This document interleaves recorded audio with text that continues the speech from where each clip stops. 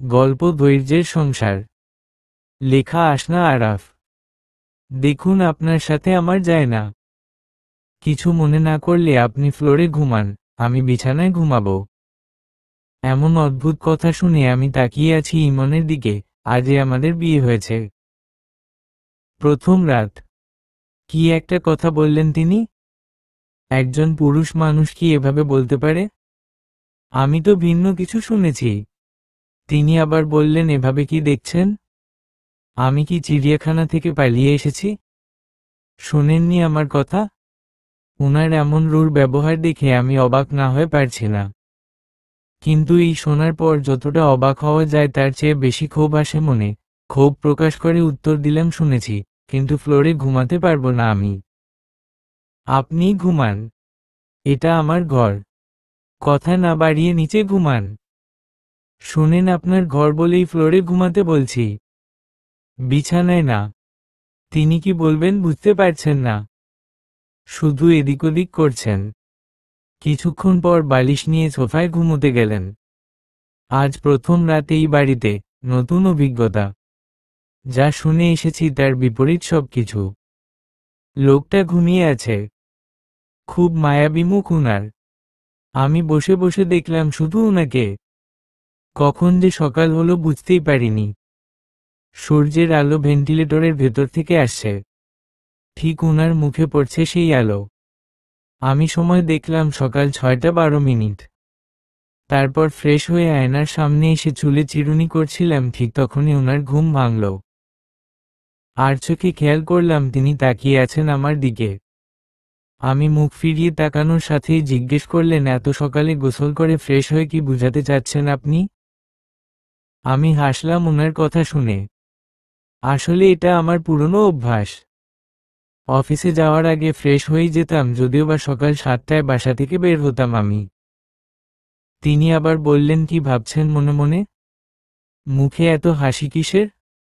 কি বুঝাতে চাচ্ছেন? আমি এগিয়ে গিয়ে উনার চোখের দিকে তাকিয়ে বললাম, বুঝাতে চাচ্ছি যে আমাদের মাঝে অনেক কিছুই হয়েছে যা হওয়া উচিত ছিল। দেখুন। কি দেখান? আপনাকে আগেই বলেছি আমার সাথে আপনার যায় না। আমি কি বলেছি যায়? আজকে যায় না, কিন্তু আগামীকাল হয়তো যাবে। ধৈর্য ধরুন, সব ঠিক হয়ে যাবে। দেখুন, ইতি কিছুই ঠিক হবে না। বিয়েটা আমার মতের বিরুদ্ধে হয়েছে। আমি বিয়ে করতে চাইনি। মায়ের মুখ দেখেই বিয়ে করেছি। উনি এই পৃথিবীতে মাত্র 3 মাসের মেহমান। ক্যান্সার হওয়ার পর থেকেই পুত্রবধূ দেখতে চান। আমি চাইনি বিয়ে করতে, তবুও আপনাকে দেখার পর উনার যে কি হলো বুঝতেই পারছি না। এক কথায় আপনাকেই বিয়ে করতে হবে, তাই কিছু না ভেবে বিয়েটা করে ফেললাম। কিন্তু আমার দোষ বা রোগ কি? কিছুই না। এই সংসার আমার দ্বারা পসিবল না। 6 মাস পরে আপনাকে মুক্তি দিয়ে দিব। এইটুকুই আমি জানি, আর আপনাকে জানিয়ে দিলাম। কিন্তু আমি যে মেনে নিতে পারলাম না।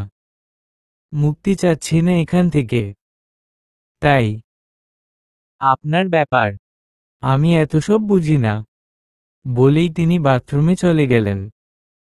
ওনার কথাগুলো আমাকে ভাবিয়ে তুললেও খুব একটা কষ্ট দেয়নি। মনে মনে বললাম, যা হবে ভালোর জন্যই হবে। অবশ্য বিয়ে মানুষের জীবনের ঠুনকো কোনো সম্পর্ক নয়। আর এভাবে কেউ বিয়ে করে নাকি? মায়ের কথা রাখতে আর একজনের জীবন নষ্ট। অদ্ভুত। দাঁড়িয়ে দাঁড়িয়ে ভাবছি। তিনি ফ্রেশ হয়ে এসে ঘরের দরজা খুলতেই প্রবেশ অতিথিদের। একজন এক রকম দুষ্টুমি। চুপ করে শুনছি। একজন জিজ্ঞেস করলেন, ঘুম হয়েছে? তিনি তাকিয়ে আছেন ওনার দিকে। আমি বললাম, জি হয়েছে। তিনি কিছু না বলেই বাইরে চলে গেলেন। কিছুক্ষণ পর আমার শাশুড়িমা এসে পাশে বসলেন। হাতে কিসের একটা পুটলি আমার হাতে দিয়ে বললেন, তোমার জন্য। আমি ধন্যবাদ জানিয়ে সেটা হাতে নিলাম। ইমন কোথায় গিয়েছে? জানি না মা। একটু আগেই বাইরে বেরিয়েছেন। তোমাকে কিছু বলেছে কি? না, কিছুই তো বলেননি। কথা হয়নি তোমাদের মাঝে? হয়েছে তো। অনেকে কথাই হয়েছে। ওহ, বুঝতে পেরেছি। আমি নতদৃষ্টিতে লাল শাড়ির ঘোমটার আড়ালে তাকিয়ে আছি নিচের দিকে। তিনি খুব অবাক করে দিয়ে আমার কপালে চুমু খেয়ে বললেন, সুখী হও মা। খুব সুখী হও। আমার সংসার আগলে রেখো। বলেই চলে গেলেন। তিনি যখন চলে যাচ্ছেন আমি তাকিয়েছিলাম ওনার দিকে। মন চাচ্ছিল সবকিছু বলে দেই, কিন্তু কোথায় যেন আটকে গেলাম। হঠাৎ করেই মায়ের কথা মনে পড়ল। তিনি সবসময়ই বলতেন সেই সুখী হয় যে ধৈর্যের সাথে সংসার করতে পারে। অধৈর্য হতেন এই পরিস্থিতিতে যতই অনুকূলে যাক। আর আমার তো সবেমাত্র শুরু হলো সবকিছু। সুতরাং মৌনতাই শ্রেয়। কিন্তু আমি বুঝতে পারছি না আমার সাথে যায় না কেন। তিনি কেন মুক্তি দিতে চান আমাকে, এটা বোধগম্য হচ্ছে না। তিনি কি অন্য কারো সাথে রিলেটেড? যদি থেকেই থাকেন তাহলে আমার সাথে বিয়ে না করলেও পারতেন। কেন করলেন? আমি কিছুই বুঝতে পারছি না। অসহ্য রকমের অনুভূতি যা প্রকাশযোগ্য নয়। আমি চুপচাপ বসে আছি বিছানার ওপর। কিছুক্ষণ পর একজন এসে বলে গেলেন, আগামীকাল তাড়াতাড়ি তৈরি থাকি যেন। বউ ভাত, তাই পার্লারে যেতে হবে সাজার জন্য। তিনি সম্পর্কে কি হন আমি জানি না, তাই চুপচাপ বসে রইলাম আগামীকালকের অপেক্ষায়। কিছুক্ষণ পর কেউ একজন এসে বলে গেলেন, আগামীকাল যেন তাড়াতাড়ি রেডি থাকি। বউ ভাত, তাই পার্লারে যেতে হবে সাজার জন্য। তিনি সম্পর্কে কি হন আমি জানি না, তাই চুপচাপ বসে রইলাম আগামীকালের অপেক্ষায়। হাতের সামনেই পুটলিটা রাখা আছে, যেটা আমার শাশুড়িমা কিছুক্ষণ আগে আমাকে দিয়ে গিয়েছেন।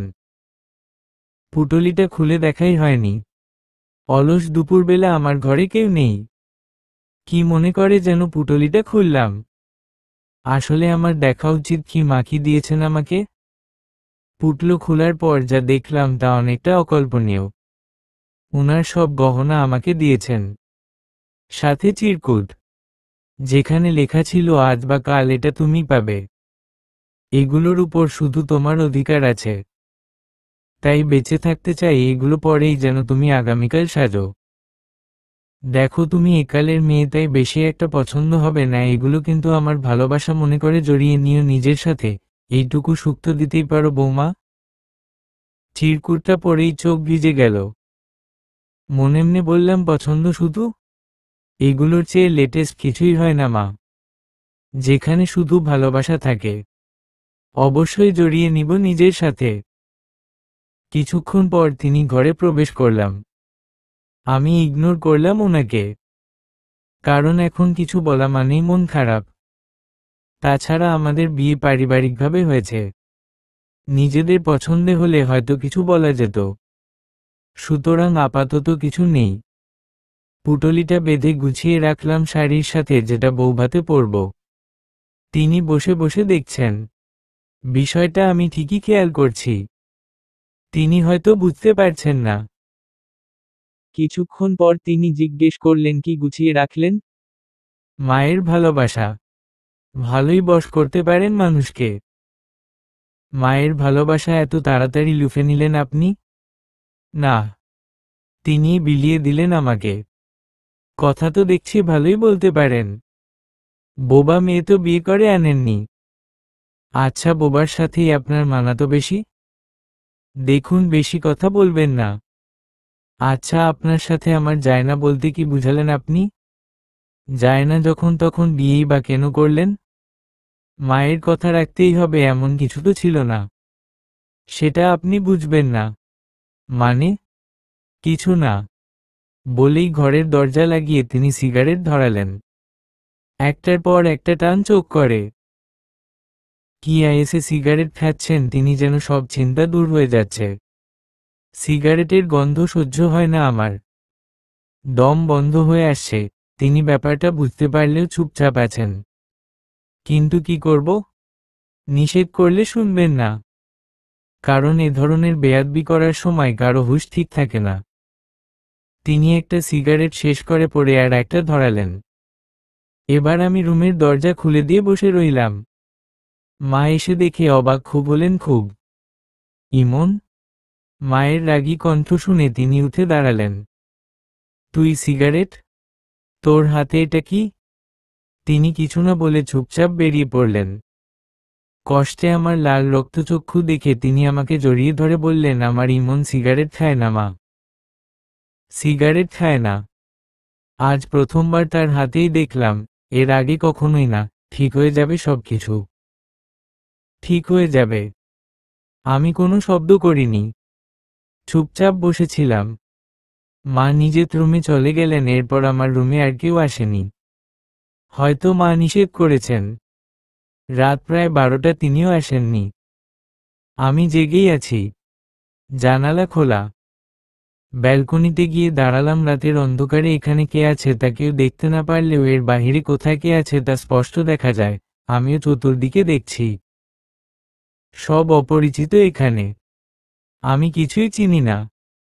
তাই পরিচিত আকাশের দিকে দেখলাম।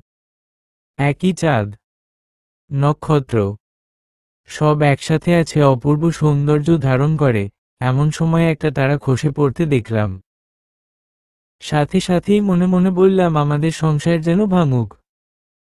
খুব আনন্দ সবার। এটা ভেঙে গেলে আমার বাবা খুব কষ্ট পাবেন, আমিও খুব বেশি। ছোটবেলায় সবাই বলতো, এভাবে কোনো তারা খসে পড়তে দেখলে যা চাওয়া হয় তাই পাওয়া যায়। আমিও তাই করলাম, ছোট বাচ্চার মতো। অন্ধকারে দাঁড়িয়ে আছি। কিছুক্ষণ পর তিনি এসে দরজায় নক করলেন। দরজা খুলে দিয়ে ঘুমিয়ে পড়লাম।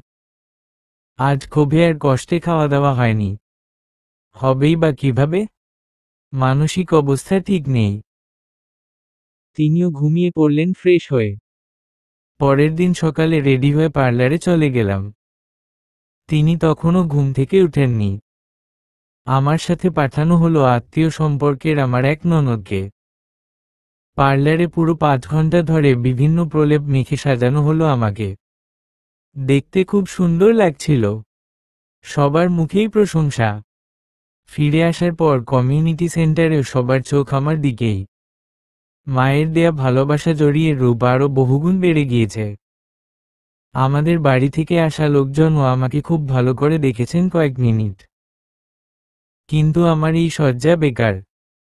যার জন্য সাজ তিনি একবারও তাকাননি আমার দিকে। সামাজিকতা রক্ষা করতে শুধু পাশে বসে ফটো সেশন করিয়েছেন। মা বিষয়টা খেয়াল করেছেন ঠিকই। তাই আমার পাশে এসে আস্তে করে বলে গেলেন, সব ঠিক হয়ে যাবে। আমি উনার দিকে তাকালাম কৌতূহল নিয়ে। তিনি কি তাহলে সব জানতেন যে উনার ছেলে কিছুই ঠিক রাখবে না? আর জানতেন যখন, তাহলে এই আয়োজন কেন? প্রসবগুলো বুকের ভিতরেই গুমরে গুমরে থেকে গেল। আমি কিছুও বললাম না, আর শুধু তাকিয়ে থাকা ছাড়া। অনুষ্ঠান শেষে বাসায় ফিরলাম। সেখানে গিয়ে কি হবে জানি না, তবে উনার পাশে বসেই উনাকে একটা মেসেজ করলাম। দেখুন, আপনার বাসায় যা করেছেন তা মেনে নিলাম। কিন্তু আমার বাসায় তেমন কিছুই করবেন না। নয়তো আমার বাবা আজকেই মারা যাবেন। প্লিজ কথা রাখিয়েন। তিনি মেসেজ সিন করে রেখে দিলেন। আমি চুপচাপ বসে আছি পাশে। বাসায় পৌঁছানোর পর শুরু হলো জামাই আদর। বেশ ভালো করেই মেইনটেইন করেছেন তিনি। যাক, তবে কথা রেখেছেন। আজ আমাদের এখানেই থাকবে। আগামীকাল চলে যাবেন আমাকে নিয়েই। কারণ মায়ের ইচ্ছা। সারাদিনের ব্যস্ততা শেষে ফ্রেশ হয়ে রুমে আসলাম। উনাকে ফ্রেশ হতে বলার পর ফ্লোরে শুয়ে পড়লাম। তিনি অবাক হয়ে জিজ্ঞেস করলেন, আপনি ফ্লোরে ঘুমাবেন? হুম। আপনি অতিথি। আমরা অতিথির সম্মান করতে জানি। তিনি আর কিছুই বললেন না, চুপচাপ বিছানায় ঘুমিয়ে পড়লেন। সকালে সবার ঘুম থেকে ওঠার আগেই আমি উঠলাম। রান্নাঘরে গিয়ে সব আয়োজন শুরু করলাম। দুপুর প্রায় 12টা বাজতে বাজতে সব শেষ। এদিকে উনাকে আপ্যায়ন করছে সবাই। পাশ থেকে ভাবি জিজ্ঞেস করলেন, সব ঠিক আছে তো? আমি হ্যাঁ সূচক উত্তর দিলাম। ভাবি হাসতে হাসতে বললেন, না থাকলেও ইতির কষ্ট বুঝার উপায় নাই। তিনি দাঁড়িয়ে দাঁড়িয়ে আমাদের কথা শুনছিলেন। তারপর চোখে চোখ পড়তেই চলে গেলেন অন্যদিকে। দুপুরে খাওয়া দাওয়া শেষে আমরা বেরিয়ে পড়লাম। তাড়াতাড়ি ফিরতে হবে। আগামীকাল অফিসে জয়েন করতে হবে দুজনকেই। ছুটি বেশি নেই। বাড়ি ফিরে এসে দেখি মেহমানের জটলা বেঁধে আছে। সবাই নতুন বউ দেখতে এসেছেন। আহ, এ সকল অত্যাচারের ভিড়ে বর্তমানে নিজেকে খুব অসহায় লাগছে। আর কে কে বাকি আছে দেখার। সবাইকে প্রসন্ন করে বিদায় দিলাম। সবাই চলে যাওয়ার চেঞ্জ করে এসে রাতের খাবার পরিবেশন করে দিলেন মা। খেয়ে নিয়ে নিজের রুমে চলে গেলাম। কাউকে কিছু বললাম না। ঘুমিয়ে পড়েছিলাম আমি।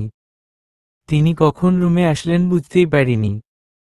ঘুম থেকে উঠে দেখি জানালা ওভাবেই খোলা রয়েছে। জিনিস সব এলোমেলো। আমি তাড়াতাড়ি করে রেডি হয়ে রান্নাঘরে গেলাম। সকালের নাস্তা রেডি করে সবার জন্য পরিবেশন করে মাকে খাইয়ে অফিসে চলে গেলাম। কলিগরা দেখে শুভকামনা জানালেন। পাশ থেকে একজন বললেন অন্তত মেহেদির রং উঠার পর জয়েন করতেন ম্যাম। তাছাড়া ম্যারেজ লিভ তো 1 মাস গ্রান্টেড। আমি চুপচাপ বসে কাজ শুরু করলাম। কারণ এসব কথাবার্তার উত্তর দিতে গেলে সময় নষ্ট হয়। কিছুক্ষণ পর মেসেজ আসলো উনার। লিখেছেন বেশি আধিক্যতা দেখাবেন না। আমার ড্রেস সিলেকশন আমি করি এবং করব। খুব সকালে নাস্তা বানিয়ে মায়ের মন জিতার চেষ্টা করবেন আমার না। আমি মেসেজ সিন করে রেখে দিলাম। কারণ আমার কাজ আমি করব। সে নিষেধ করলেও কিছু যায় আসে না। অফিস শেষে বাসায় ফিরে দেখি আমার করা কিছুতে তিনি হাত দেননি। মা বসে আছেন। আমি সব পরিষ্কার করে মায়ের পাশে বসলাম। ইমনকে নিয়ে কোনো কথা নেই। জিজ্ঞেস করলাম আপনার শরীর কেমন এখন? ভালো। টেনশন করিও না। ওনার জন্য কিছু ফল কেটে নিয়ে এলাম। ঔষধপত্র সব বুঝে নিলাম। পরশুদিন মায়ের কেমোথেরাপি। তাই অফিস ছুটি নিলাম। সাথে গেলেন ইমনও। থেরাপি নিয়ে বাড়ি ফেরার পর জিজ্ঞেস করলাম নেক্সট থেরাপি কখন? 15 দিন পর। একটা পরামর্শ দেই? হুম্মো দেন। মাকে নিয়ে আমরা একবার বাইরে থেকে ট্রিটমেন্ট নিয়ে আসি। যদি আল্লাহ সুস্থ করে দেন ভালোই হবে। তিনি যেতে চান, কিন্তু অফিস ছুটি দিবে না। তাই বাঁকা করে বললেন সেই কপাল আমার নেই। আমি আর কিছু বললাম না। পরের দিন অফিস থেকে বিদায় নিয়ে চলে এলাম। অনেক জব পাবো বেঁচে থাকলে, কিন্তু সম্পর্ক না, ভিসা পাসপোর্ট সব ওকে করিয়ে নিলাম। তিনি এবার খুব বিরক্ত হয়ে বললেন, কি চাচ্ছেন আপনি? দেখুন আপনার সাথে আমার যায় না। আমি সংসার করতে ইচ্ছুক নই। প্লিজ। 3 মাস পর দেখা যাবে সবকিছু। মা আমাকে ইতিমধ্যে খুব ভালোবেসে ফেলেছেন। পরের দিন আমাদের সিঙ্গাপুর যাওয়ার আগে তিনি ইমনকে বললেন আমাকে বাইরে কোথাও নিয়ে যেতে। তিনি যাবেন না বলেই রুমে এসে ঘুমিয়ে পড়লেন। আমি রুমে আসতেই চোখ খুলে তাকালেন। আমি জানালার কাছে গিয়ে দাঁড়ালাম। জানালার পর্দা ঠিক করে পিছনে ঘুরেই দেখলাম তিনি দাঁড়িয়ে আছেন আমার সামনে। কিছু না বলেই সরে আসলাম। আচ্ছা, আপনি কি চান বলেন তো? 3 মাস চুপ করেই থাকেন, 3 মাস পর আমি নিজেই চলে যাব। তিনি চুপ হয়ে গেলেন। ওনার কাছে তোয়ালেটি শার্ট বাড়িয়ে দিয়ে বললাম ফ্রেশ হয়ে নিন। তিনি আমার দেয়া কিছুই নিলেন না। রাগে বের হয়ে গেলেন রুম থেকে। আগামীকাল আমাদের ফ্লাইট।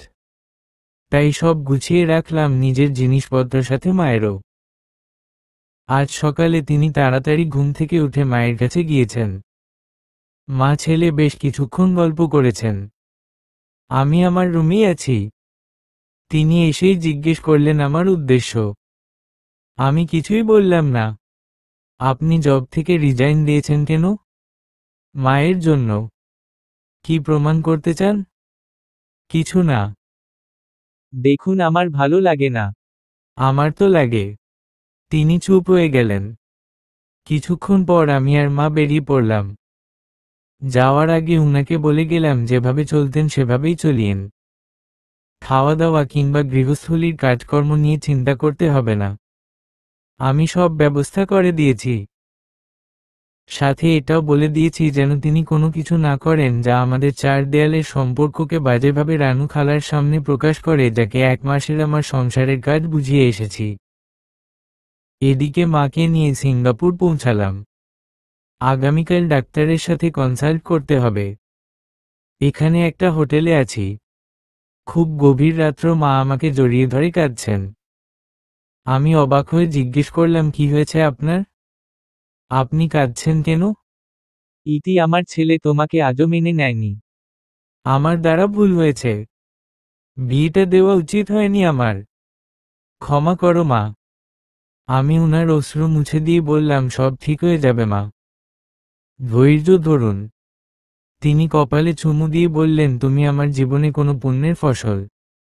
আমি উনার কোলে মাথা রেখে শুয়ে আছি। তিনি আমার চুলে বিলি কাটতে জিজ্ঞেস করলেন, আমার জন্য এত আয়োজন কেন? মাত্র 3 মাস বাঁচব আমি। আমি পাশ ফিরে বললাম, আপনি আরো 30 বছর বাঁচবেন। তিনি হাসলেন। হেসে বললেন, পাগলি মেয়ে, আমিও তাই চাই যাতে আমার নাতি নাতনির বিয়ে দেখে যেতে পারি। এই কথা শুনে আমার মুখটা মলিন হয়ে গেল। আমি তো আর বেশি দিন নেই ইমনের সংসারে, অথচ এমন স্বপ্ন দেখে আমি আসিনি। আমি পাশ ফিরে বললাম, আপনি আরো 30 বছর বাঁচবেন। তিনি হাসলেন। হেসে বললেন, পাগলি মেয়ে, আমিও তাই চাই যাতে আমার নাতি নাতনির বিয়ে দেখে যেতে পারি। এই কথা শুনে আমার মুখটা মলিন হয়ে গেল। আমি তো আর বেশি দিন নেই ইমনের সংসারে, অথচ এমন স্বপ্ন দেখে আমি আসিনি। আমার স্বপ্ন ভিন্ন ধরনের ছিল। সেখানে অনেক সুখ ছিল, ভালোবাসা ছিল, একজনের প্রতি আরেকজনের দায়িত্ব আর শ্রদ্ধাবোধ ছিল। খুনসুটিতে ব্যস্ত সারাটা দিন ছিল। কিন্তু আমি তার বিপরীত পাচ্ছি। আজও ভালো করে কথা হয়নি উনার সাথে আমার। কি এমন সমস্যা যে আমাকে নিয়ে সংসার করা যাবে না? মা তো সব জানেন।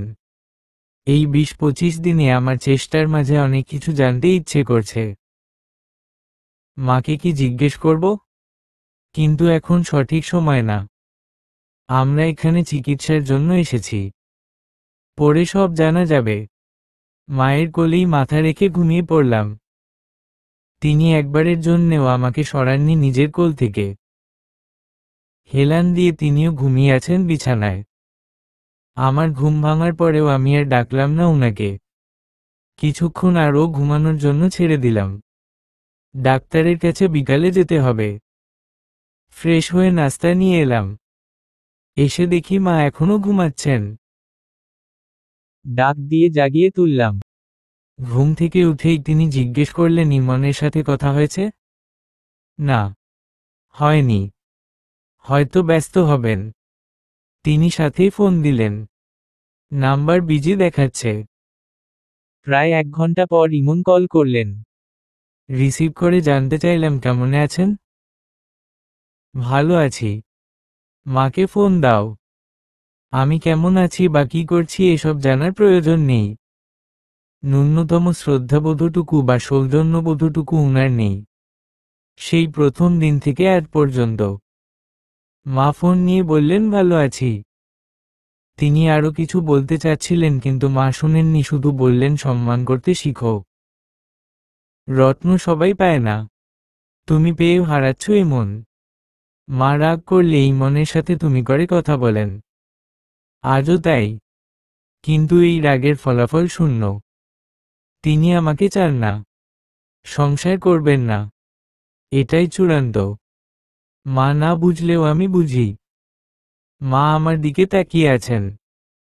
আমি দ্রুত চোখে অশ্রু নিয়ে সরে গেলাম মায়ের সামনে থেকে। দুপুরে খাওয়া দাওয়া করে বেরিয়ে পড়লাম মাকে নিয়ে। ডাক্তারের দেখিয়ে কিছু পরীক্ষা নিরীক্ষা করালাম ডাক্তারের পরামর্শ অনুযায়ী। রিপোর্ট 2 দিন পরে দিবে। এই 2 দিন মাকে নিয়ে ঘুরলাম সিঙ্গাপুরের যতটুকু ঘুরতে পারি।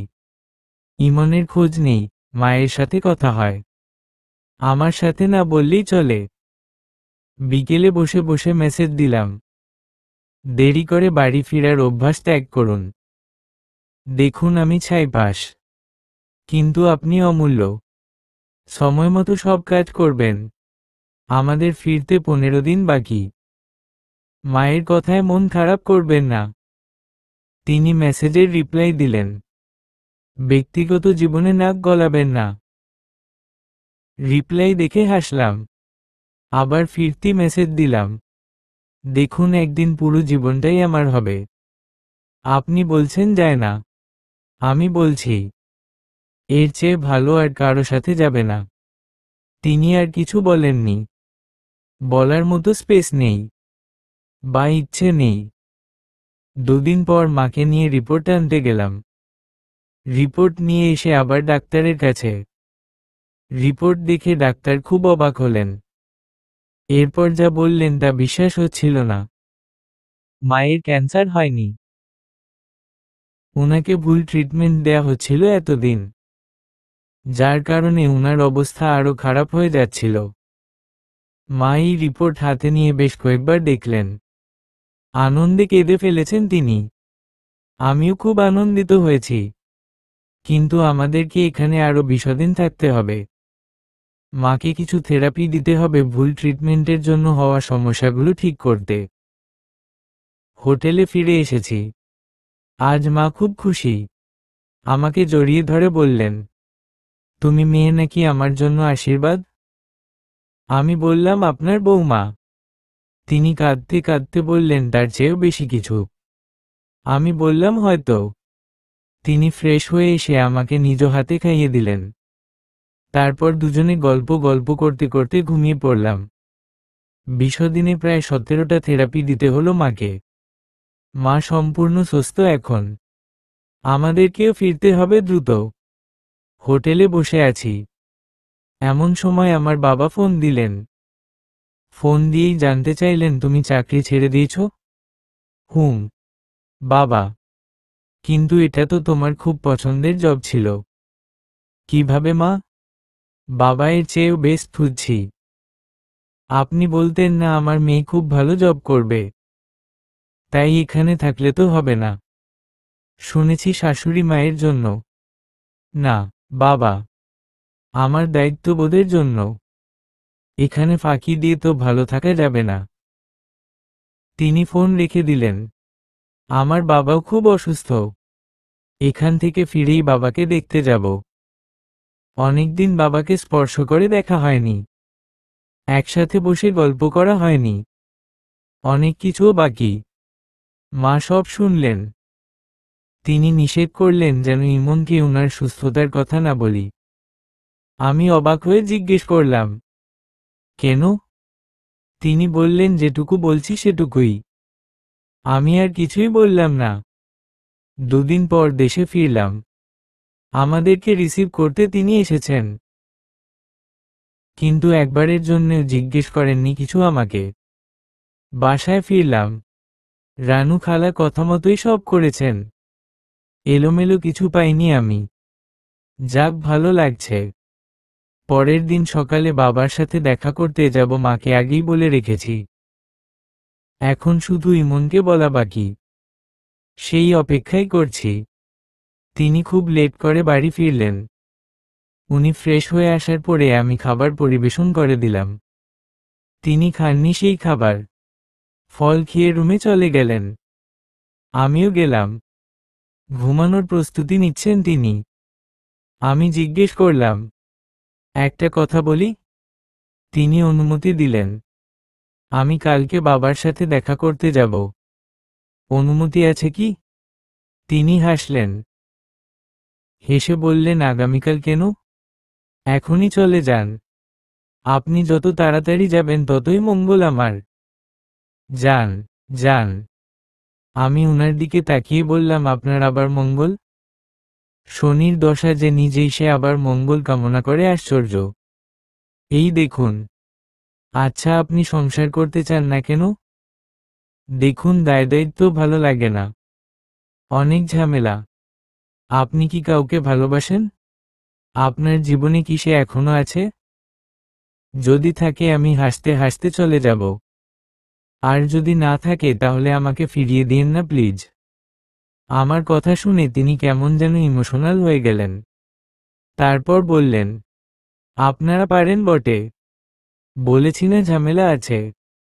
আপনি অনেক কিছু থাকতেও এটাই ভেবে নিলেন যে আমার সম্পর্ক আছে বা ছিল। দেখেন, এমন কিছুই নেই। আমার স্বাধীন জীবন ভালো লাগে। একা একা মনের খুশিমতো চলতে চাই, যেখানে আপনার মতো কেউ ব্যক্তি জীবনে প্রবেশ করবে না।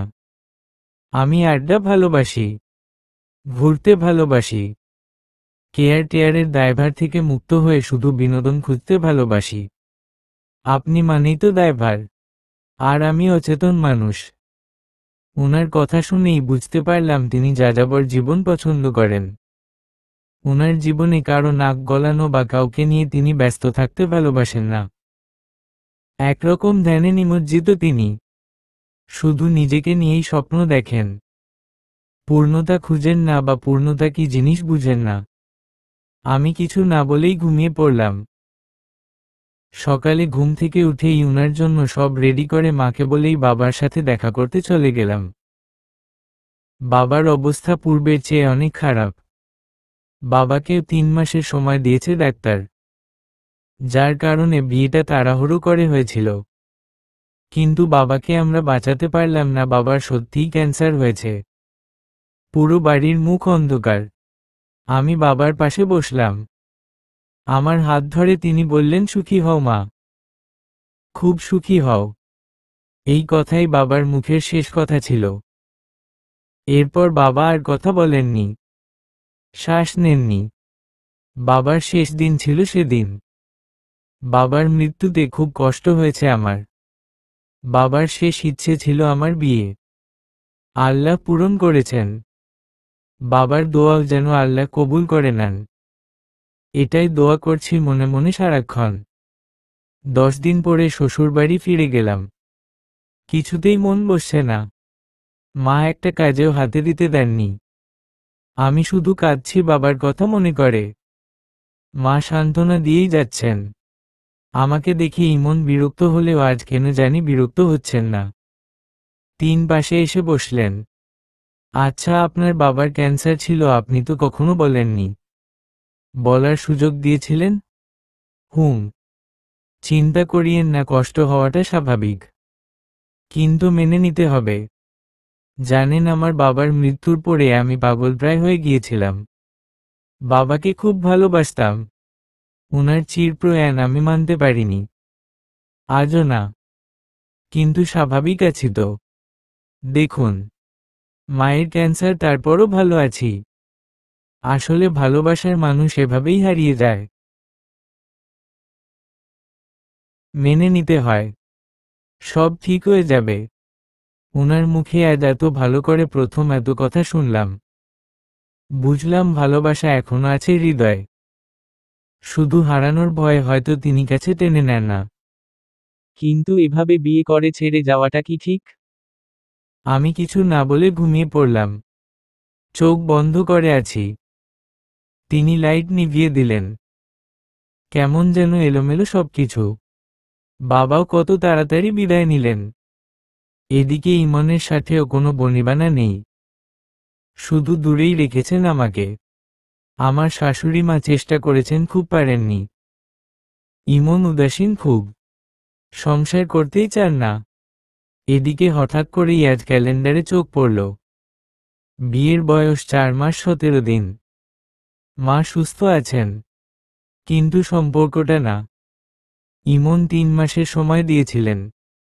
আজ 47 দিন বেশি কাটাচ্ছি একই ছাদের নিচে, কোনো সম্পর্ক ছাড়া, নামমাত্র বৈবাহিক বন্ধন ছাড়া। আমি আমার দায়িত্বে কর্তব্যে সচেতন, ত্রুটি রাখিনি কোনো। কিন্তু মন জয় করতে পারলাম না। খুঁটিয়ে খুঁটিয়ে সব জানার চেষ্টা করলাম, কিছু খুঁজে পেলাম না আমি। তিনি কোথাও এডিক্টেড নন। এক ফ্রেন্ডের সাথে শেয়ার করলাম সবকিছু। তার ধারণার সাথে আমার ধারণা মিলে গেল। সত্যিই কিছু মানুষ এমনই হয়, যারা কখনো সিরিয়াস না জীবন নিয়ে। তারা খুব কাছের কাউকে হারানোর পর একটা পর্যায়ে চলে যায় যেখানে আর তাদের কাউকে আপন করার শক্তিটা মরে যায়। এই শক্তি খুব কম মানুষের জীবিত হয় পুনরায়। বেশিরভাগ মানুষই এভাবে কাটিয়ে দেয় একা একা, যতই ভালো কিছু পাক না কেন। তিনিও হয়তো তাদের দলেই। আমার সকল চেষ্টা বৃথা। আসলে উনাকে মুক্তি দিয়েই ভালো থাকা যায়। তাই মায়ের কাছে গেলাম। মাকে সব বলার পর মা চুপচাপ শুনলেন। তারপর আমাকে থামানোর অনেক চেষ্টা করেছেন, কিন্তু লাভ নেই। এখানে আমার কোনো দরকার নেই। জানি মায়ের কষ্ট হবে, কিন্তু উনার ছেলে একটু স্বাভাবিক হবে। তাছাড়া এক না একদিন তো যেতেই হবে আমাকে।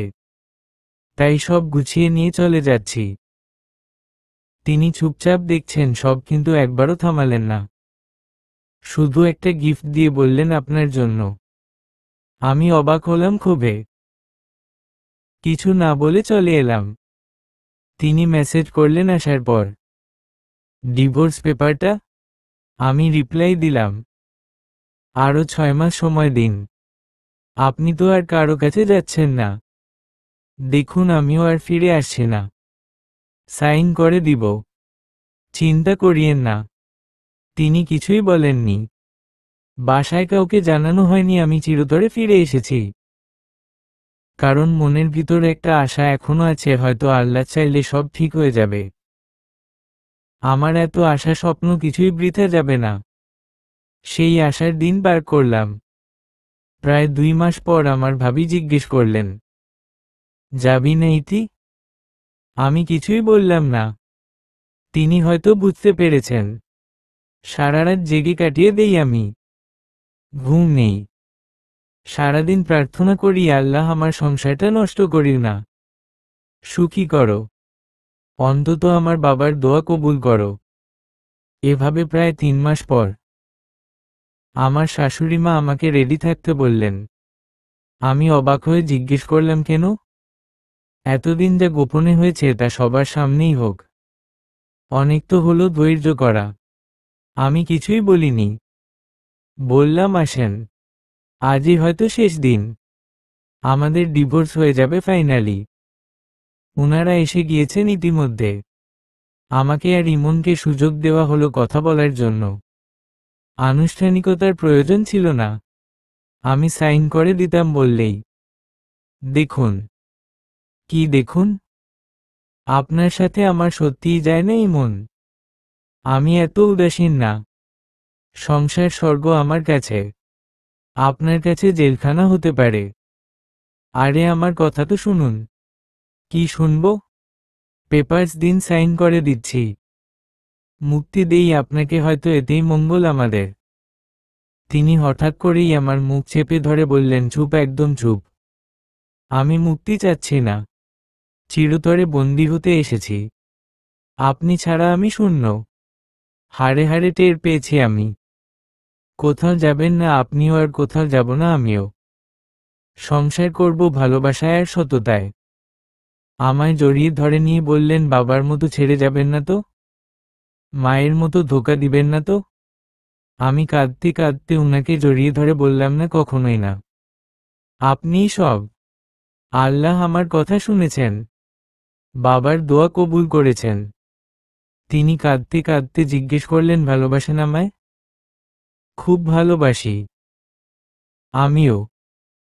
মা এসে ইমনের কান ধরে বললেন, বলেছিলাম না এই মেয়ের সাথে খুব যাবে তোর। দেখ, আমিও ধোঁকা দিতে পারিনি, সে আমাকে সুস্থ করে তুলেছে। ক্যান্সারটাও উধাও। আর কষ্ট দিস না বাবা। সুখী হো সংসারে। ইমন আমাকে আর মাকে জড়িয়ে ধরে কাঁদছে। আমরা 3 জনই কাঁদছি আনন্দে। বহুদিন পর ইমন কেঁদেছে। আজ হালকা হোক মনটা। সুখী হই আমরা। সবার মুখে হাসি ফুটিয়ে আমরা ফিরলাম নিজের ঘরে। আজ কোথাও কোনো দূরত্বে। মনে, বেডরুমে, সম্পর্কে খুব সুখী আমরা। আল্লাহর শুকরিয়া আদায় করে শেষ করা যাবে না। এত সুখের সংসার দিবেন ভাবিনি কখনো।